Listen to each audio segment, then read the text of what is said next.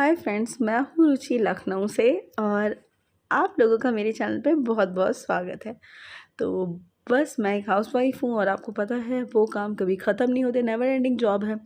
तो जब किचन से थोड़ा सा टाइम नहीं बचता है तब हम सोचते हैं क्यों ना हम घर की सफाई कर दें या फिर अपनी कोई अलमारी सही कर दें या फिर कुछ और काम कर लें। और मेरी आदत एक बहुत ही ख़राब है, इसे आप अच्छी मान सकते हो, ख़राब मान सकते हो, कि मुझे दोपहर में नींद नहीं आती। मुझे बिल्कुल भी नींद नहीं आती, दोपहर में बहुत कम सोती हूँ।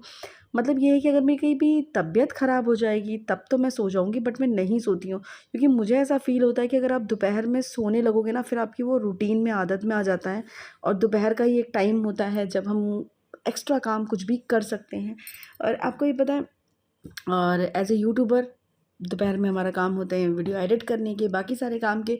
और जब हमारे पास टाइम होता है तो हम घर की सफाई करते हैं, कुकिंग करते हैं, बहुत सारे काम करते हैं और बहुत मेहनत करते हैं ऑब्वियसली। और अभी मैं सफाई कर रही थी, सब कुछ कर रही थी क्योंकि हेरम सो रहा था, तो मैंने कहा चलो अच्छी बात है, जल्दी से ये सो रहा है तो मैं क्यों ना सब कुछ सही जगह पे लगा देती हूँ।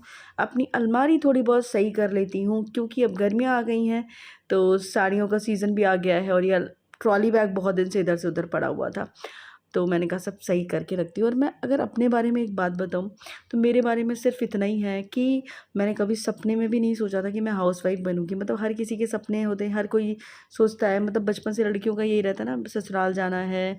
बचपन से यही सिखाया जाता है, ससुराल जाना है, वहाँ ये ऐसे काम करना है, ससुराल जाओगी तो तुम क्या करोगी। बट मेरे केस में कभी भी ऐसा नहीं रहा था कि मुझे ऐसे ताने मिले या मुझे ऐसे सुनने को हमेशा मिलता रहे कि ससुराल जाओगी तो क्या करोगी। क्योंकि मेरे साथ बचपन में एक बहुत बड़ी ट्रेजेडी हो गई थी, वो आपको पता ही है। नहीं पता है तो मैं जल्दी से आपको बता देती हूँ अगर आप वीडियो में नए हो तो, कि मेरा हाथ जो है राइट हैंड मेरा पूरा का पूरा जल गया था बगल में। और जिसकी वजह से बचपन से मुझे कोई काम नहीं कर सकती थी क्योंकि 4 साल मेरा हाथ नहीं चला।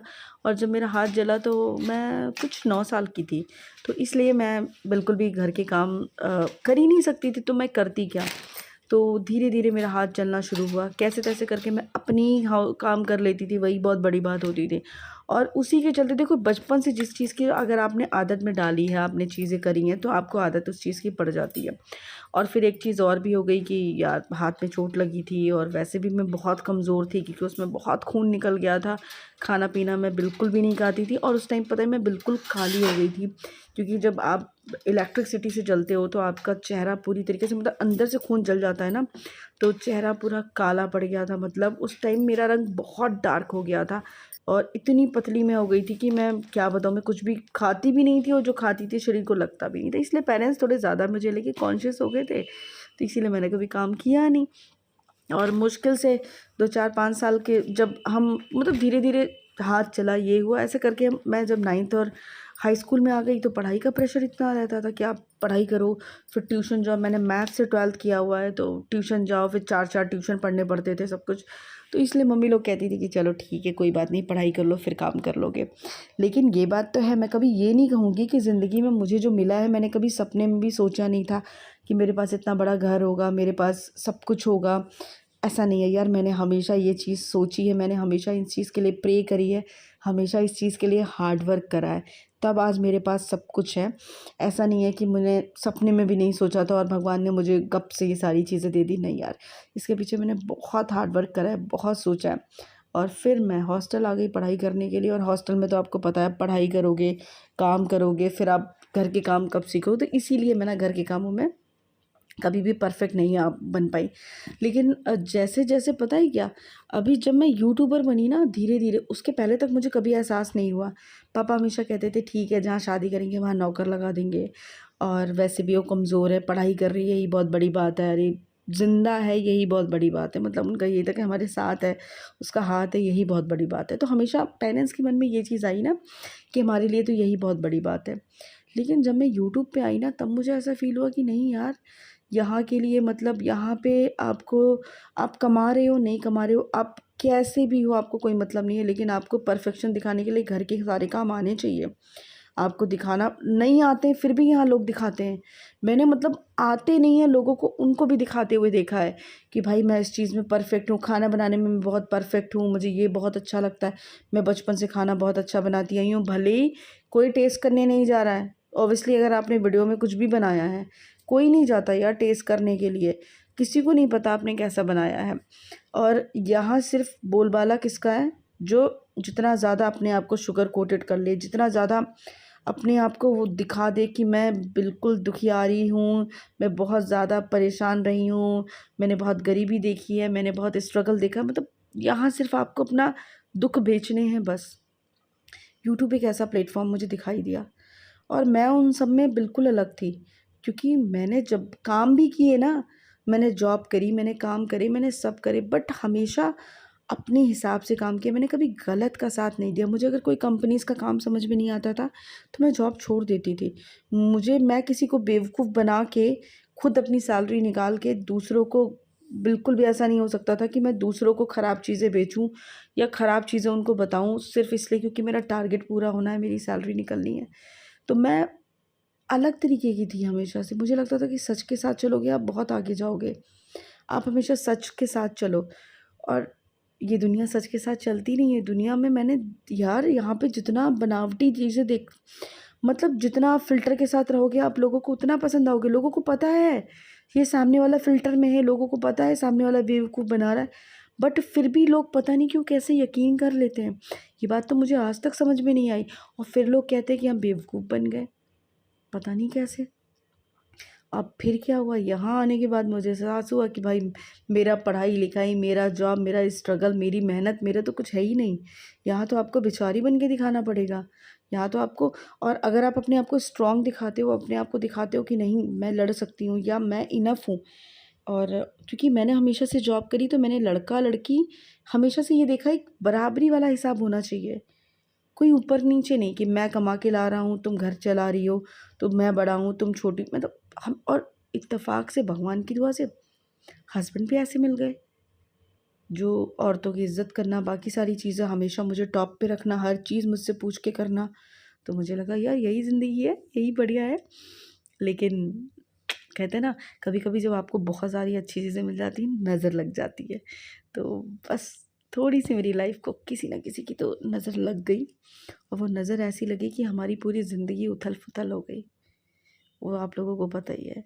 लेकिन कहते नहीं हैं, मैंने जब वैभव लक्ष्मी माता का व्रत रहो ना, तो जब आप वो किताब पढ़ते हो तो उसमें एक वर्ड आपने बहुत बार पढ़ा होता है, सुख के बाद दुःख, सुख के पीछे दुःख और दुःख के पीछे सुख हमेशा आता है। तो ये चीज़ मेरे दिमाग में ना बैठ गई है। अगर आप बहुत सुखी हो तो आपको ये एहसास होना चाहिए कि दुःख क्या होते हैं। जब आप बहुत दुखी हो तो आप इस चीज़ में भरोसा तसल्ली रखो कि सुख क्या होते हैं। तो ये चीज़ मैंने अपने दिमाग में बिठा ली है कि आज आप जहाँ पे भी हो, वहाँ आप थोड़े से क्षण के लिए हो, उसको एंजॉय करो, उसमें जियो। कल की चिंता करने की कोई ज़रूरत नहीं, क्योंकि भगवान ने हमारे लिए कुछ बेटर सोच के रखा है। खांसी आ रही थी बहुत तेज़ से, और आज टच वुड भगवान की दया से सब कुछ बहुत बढ़िया है।